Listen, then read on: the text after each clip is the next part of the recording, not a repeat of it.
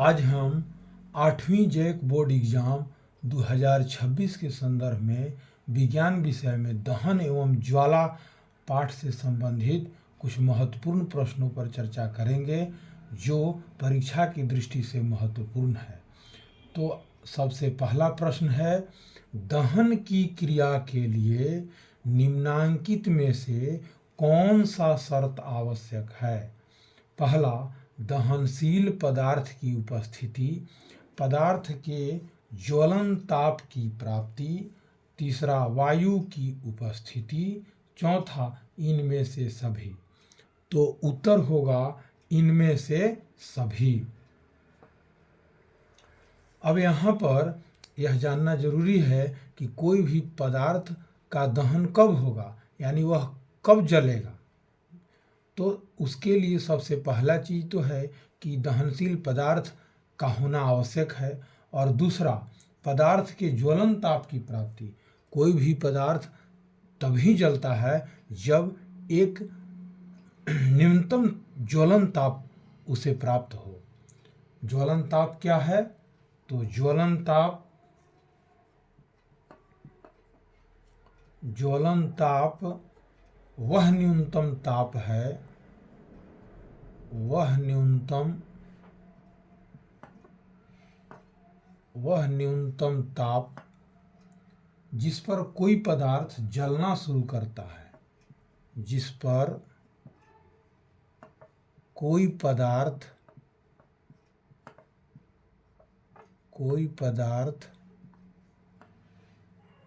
जलना शुरू करता है,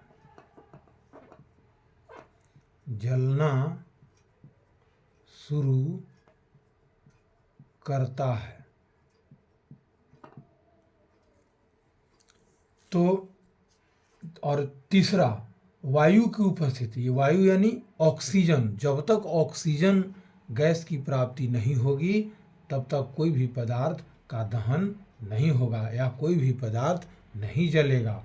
तो इसलिए इसमें आंसर डी है। अगला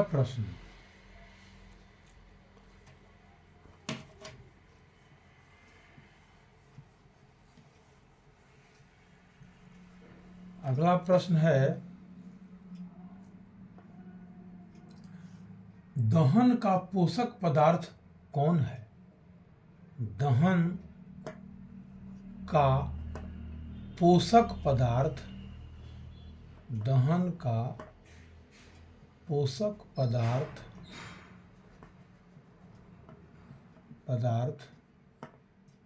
कौन है?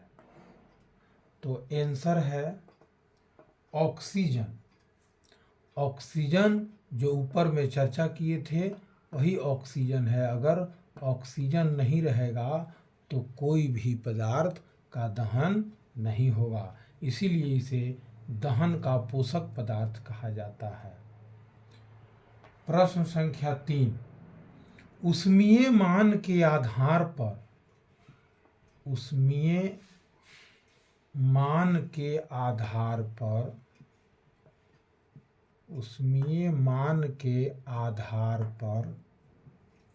सबसे अच्छा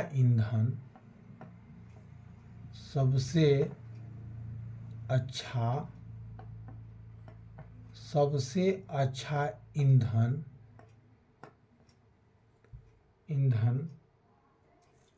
कौन है?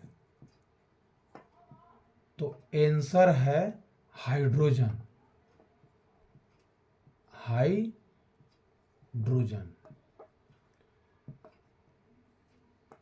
अगला प्रश्न है, खाना पकाने के लिए सबसे अच्छा ईंधन कौन है? खाना पकाने के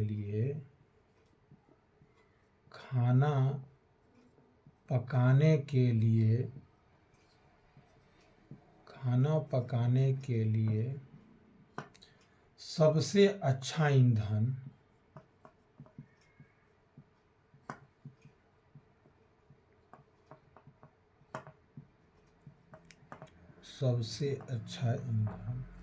कौन है?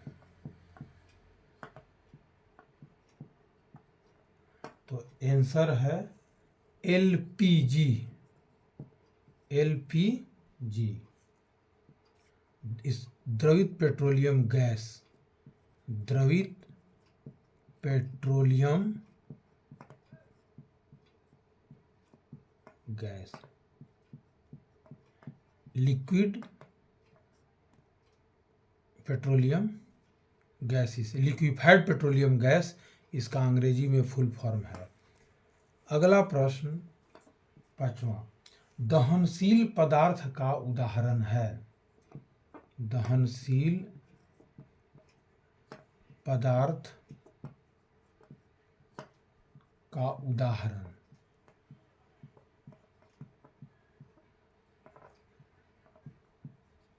तो इसमें हम सभी प्रश्नों के संदर्भ में आंसर लिख रहे हैं। जैसे लकड़ी, तेल आदि।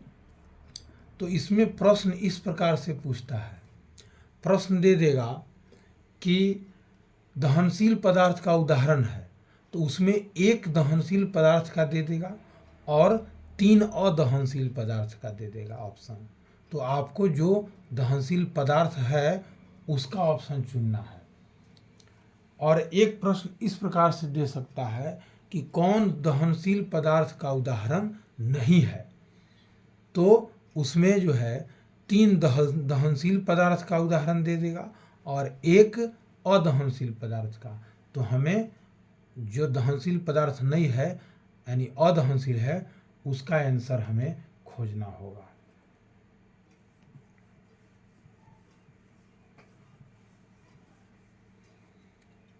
छठा प्रश्न है, अदहनशील पदार्थ का उदाहरण क्या है।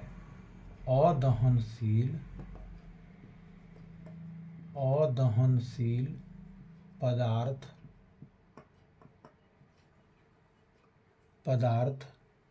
का उदाहरण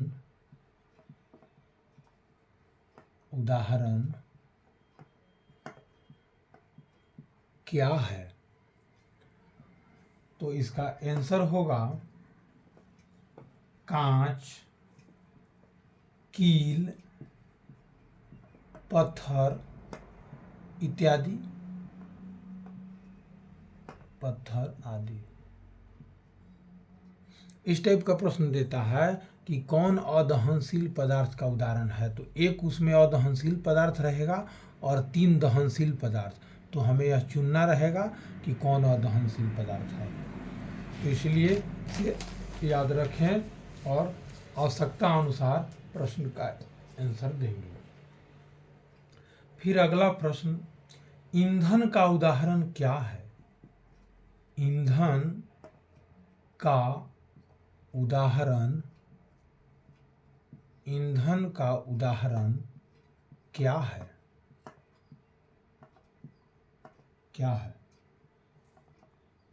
तो आंसर है लकड़ी, कोयला, पेट्रोलियम या पेट्रोल, डीजल, एलपीजी,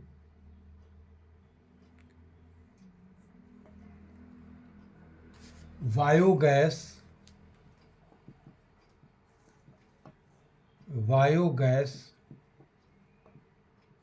आदि। ये सभी ईंधन के उदाहरण हैं। अगर इससे संबंधित कोई प्रश्न देता है तो इसे आप समझ करके बनाएं, यही उदाहरण है, इससे ज़्यादा नहीं देगा। अगला, अब इस पर हम जानते हैं कि आखिर ईंधन क्या है। ईंधन क्या है इसे भी जानना जरूरी है ताकि आपके दिमाग में रहे। वैसे पदार्थ होते हैं ईंधन जिन्हें जलाने पर ऊष्मा और ऊर्जा निकलती है। तो इसे हम लिख सकते हैं कि वे पदार्थ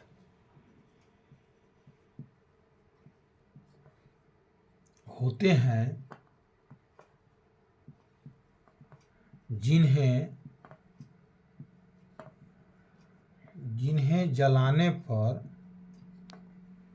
जिन्हें जलाने पर ऊष्मा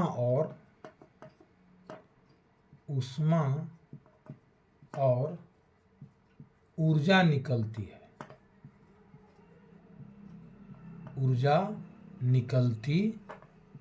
है।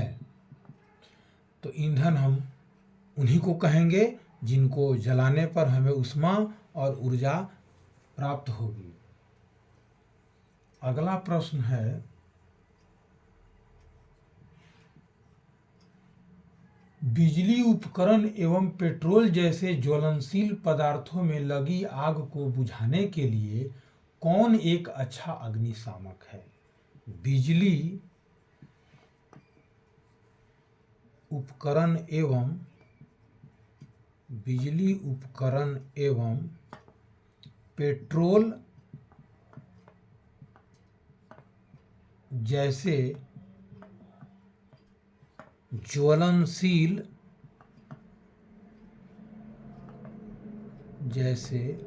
ज्वलनशील पदार्थ में लगी आग को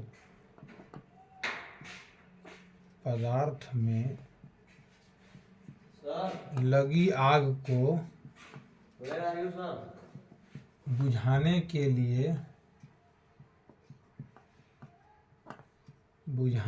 लिए कौन एक अच्छा अग्निशामक है? कौन एक अच्छा अग्निशामक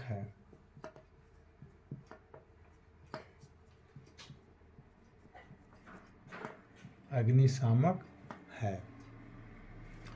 तो इसका आंसर होगा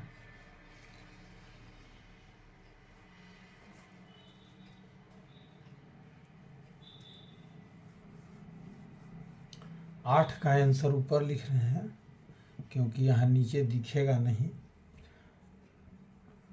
तो इसका आंसर 8 का CO2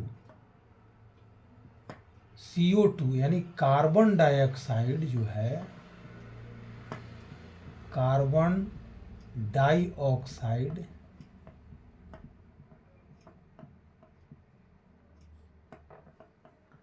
एक अच्छा अग्निशामक का काम करता है।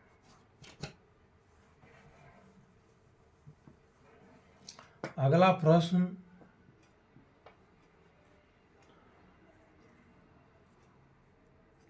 अब जो है इसे हम समझ सकते हैं कि आखिर कार्बन डाइऑक्साइड को अच्छा अग्निशामक क्यों कहा जाता है।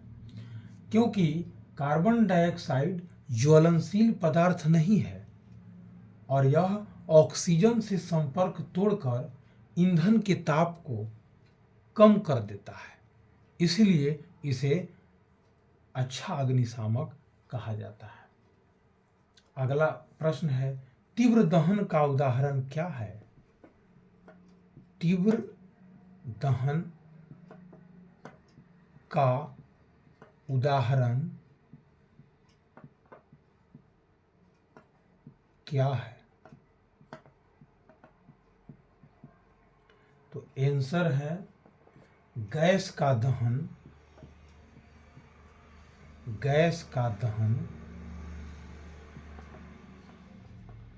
डीजल एवं पेट्रोल का दहन, डीजल एवं पेट्रोल का दहन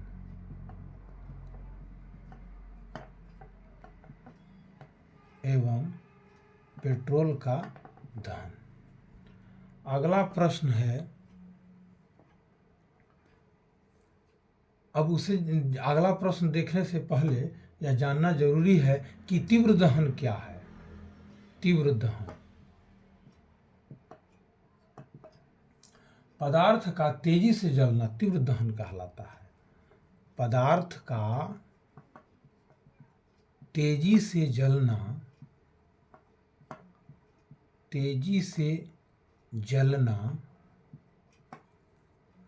तीव्र दहन कहलाता है। तीव्र दहन कहलाता है।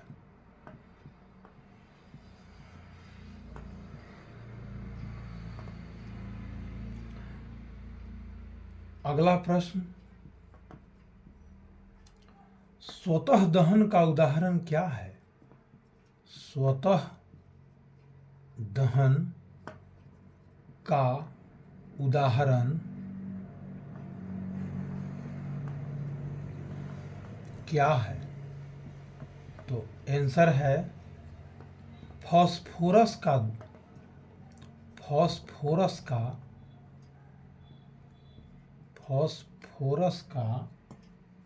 दहन। अब स्वतः दहन क्या है? तो स्वतः दहन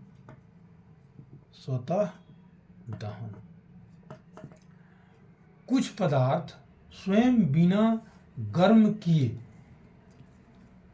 कमरे के ताप पर तेजी से जलने लगते हैं, और इस प्रकार के दहन को हम स्वतः दहन कहते हैं। इसे लिख सकते हैं हम, कुछ पदार्थ स्वयं बिना गर्म किए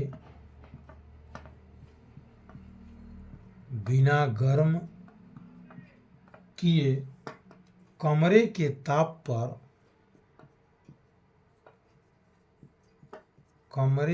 ताप पर तेजी से जलते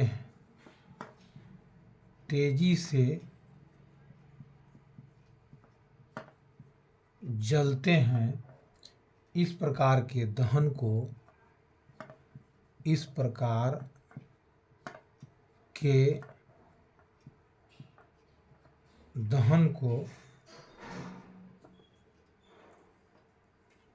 इस प्रकार के दहन को स्वतः दहन कहते हैं।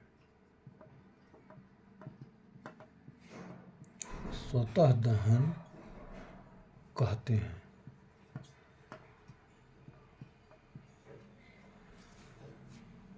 अगला प्रश्न है,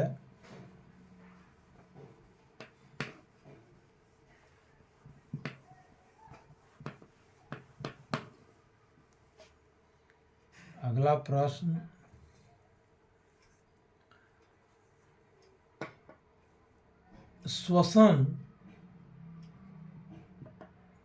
किस प्रकार के दहन का उदाहरण है? किस प्रकार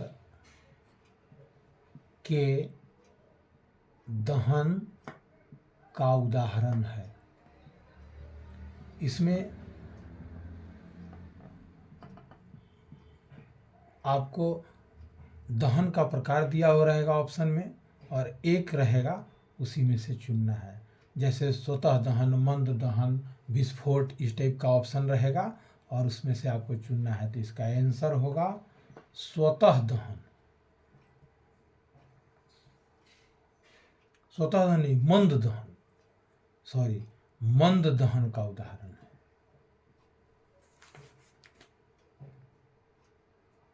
मंद दहन। अगला प्रश्न है, ईंधन के ऊष्मीय मान का मात्रक क्या है? ईंधन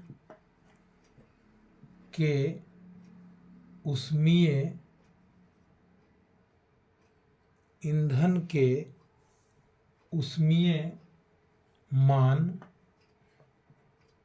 का मात्रक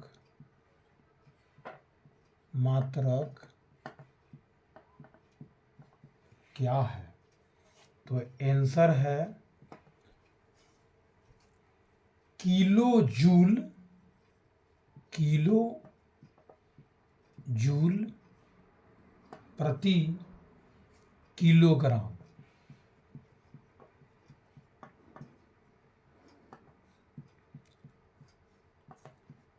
इसे हम ऐसे लिख सकते हैं अंग्रेजी में।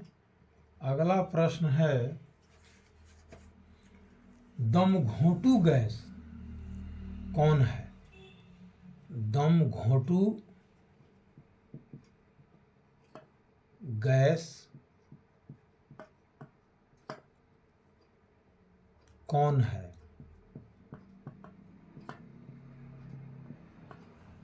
आंसर है methane, carbon monoxide, sorry carbon mono oxide.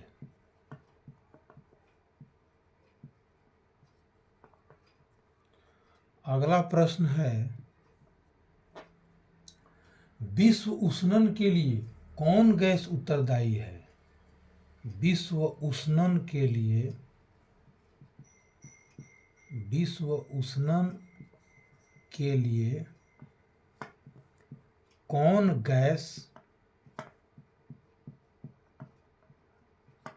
उत्तरदायी है? कौन गैस उत्तरदायी है? तो इसका आंसर है CO2, carbon dioxide gas. Carbon dioxide gas.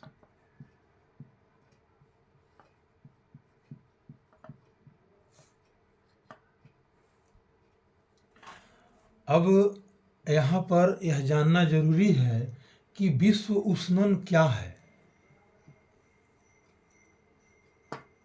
विश्व उष्णन क्या है?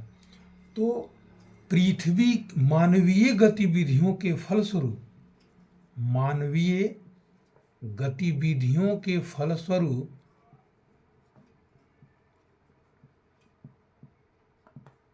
गतिविधियों के फलस्वरूप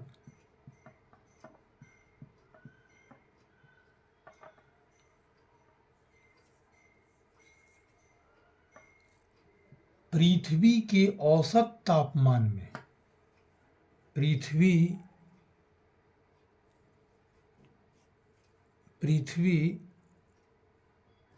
के औसत तापमान में,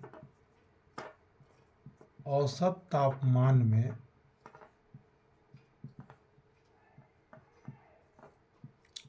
लगातार हो रही वृद्धि को, लगातार हो रही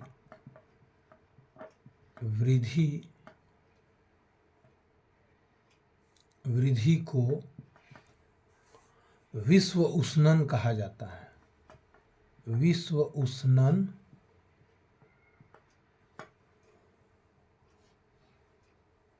कहते हैं।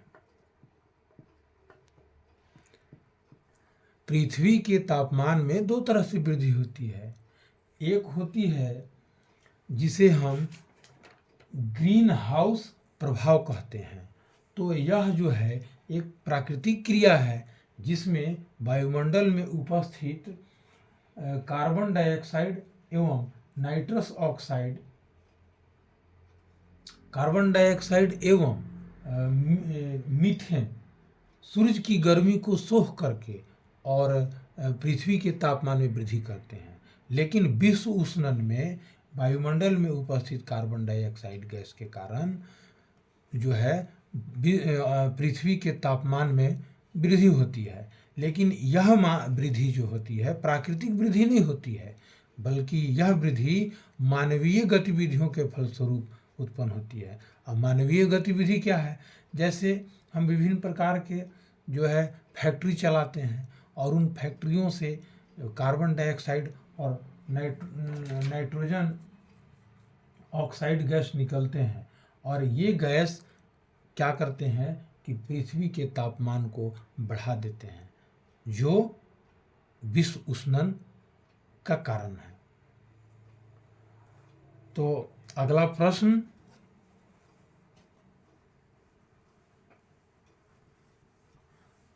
प्रश्न, से पहले मैं समझता हूं कि विश्व उष्णन के बारे में नोट के रूप में कुछ लिख दिया जाए।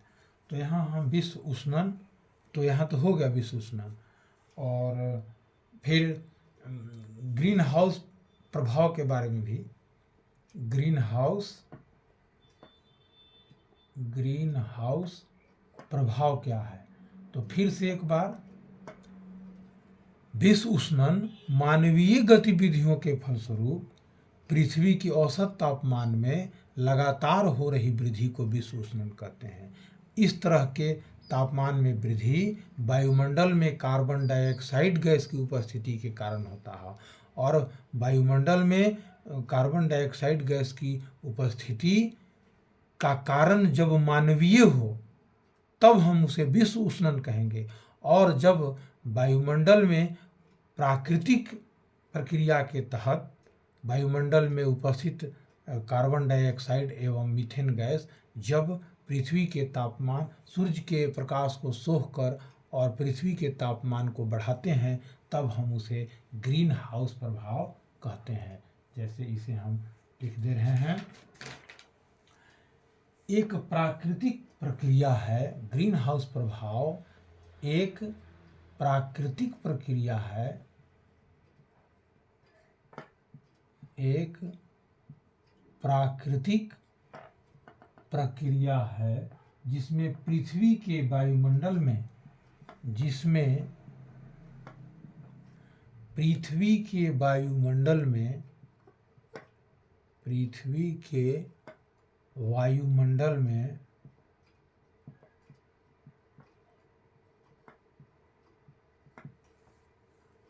के वायुमंडल में मौजूद गैसें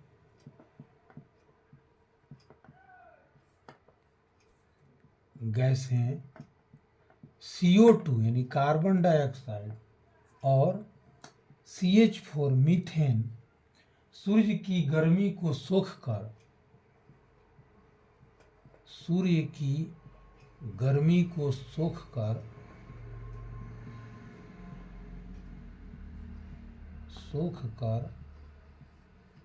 पृथ्वी की सतह को गर्म करते हैं। पृथ्वी की सतह को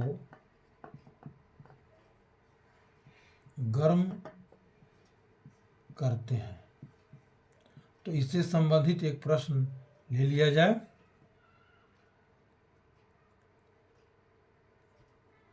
तो अगला प्रश्न है, ग्रीन हाउस प्रभाव के लिए मुख्य रूप से कौन से गैस उत्तरदायी हैं?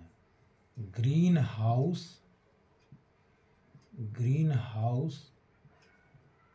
प्रभाव के लिए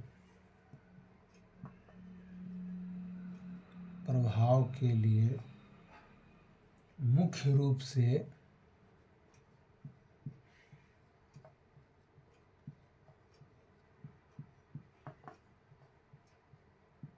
कौन से गैस उत्तरदायी हैं?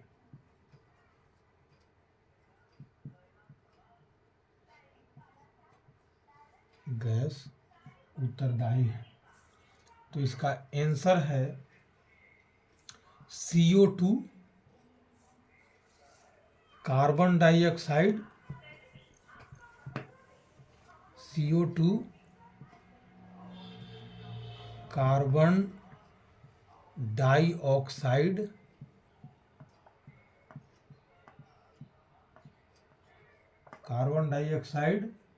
एवं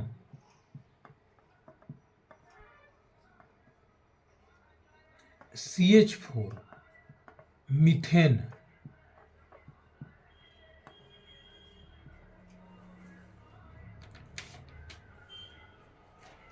अब एक प्रश्न और है जो बहुत ही महत्वपूर्ण है, अम्लीय वर्षा के लिए मुख्य रूप से कौन सी गैसें उत्तरदायी होते हैं?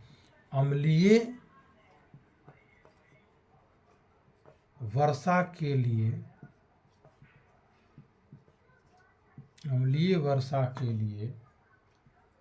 मुख्य रूप से कौन से गैस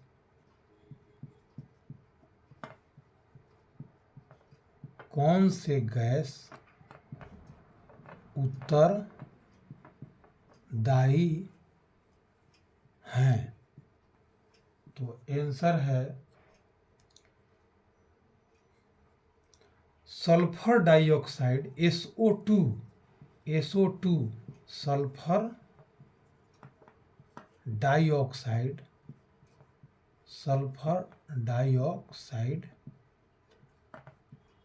एवं NO2 यानी नाइट्रोजन ऑक्साइड, नाइट्रोजन ऑक्साइड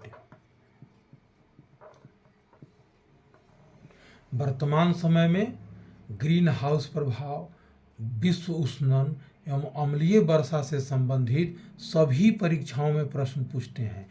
इसलिए ये तीनों प्रश्न जो हैं ये महत्वपूर्ण प्रश्न है और इससे संबंधित प्रश्न परीक्षा में अवश्य रहेगा। चाहे कोई भी कक्षा का एग्ज़ाम हो, 9th हो, 10th हो, 8 हो, सभी में यह प्रश्न पूछा जाता है। इसलिए इसे ठीक तरीके से जानने की आवश्यकता है। अब हम अम्लीय वर्षा क्या है इस पर थोड़ा सा चर्चा कर लेते हैं।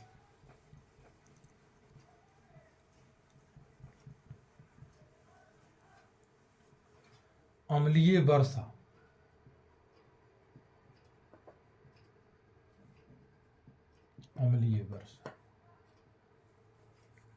वह वर्षा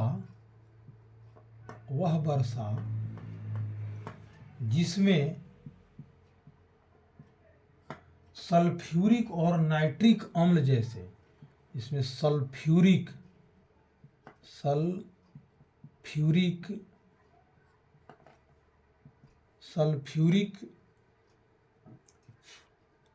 H2SO4 एवं नाइट्रिक अम्ल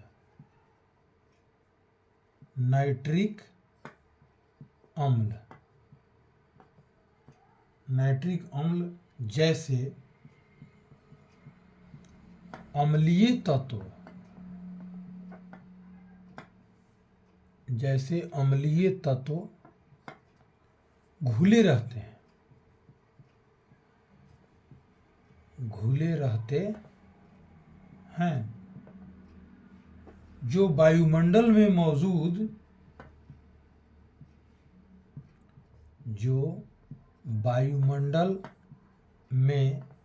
मौजूद सल्फर डाइऑक्साइड और नाइट्रोजन ऑक्साइड के साथ प्रतिक्रिया करने से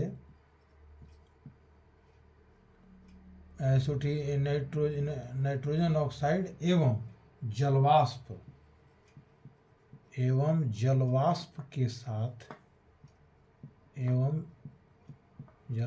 के साथ प्रतिक्रिया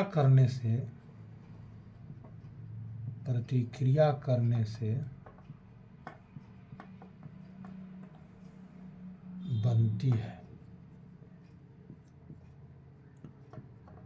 अर्थात हमारे जो फैक्ट्री हैं और खास करके चमड़ा उद्योग एवं ईंट भट्ठा उद्योग, चिमनी उद्योग, उससे जो है सल्फर डाइऑक्साइड एवं नाइट्रोजन ऑक्साइड गैस निकलती है जो वायुमंडल में जलवाष्प से प्रतिक्रिया करके और वह अम्ल सल्फ्यूरिक एवं नाइट्रिक अम्ल का निर्माण करती है और वह अम्ल वर्षा के साथ, ओस के साथ हमारे पृथ्वी पर पहुंचती है जिसे हम अम्लीय वर्षा के नाम से जानते हैं। तो हमें आशा है कि दहन एवं ज्वाला पाठ से संबंधित ये महत्वपूर्ण प्रश्न आपको परीक्षा में काफ़ी मदद पहुंचाएंगे। धन्यवाद।